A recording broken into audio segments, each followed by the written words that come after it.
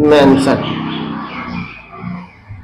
ठीक है students, hardly mention.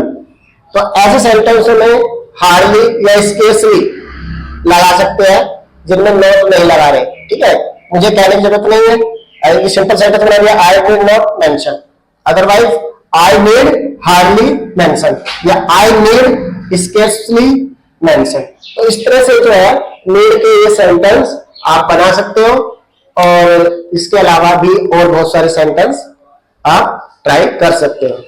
Okay, thank you everyone.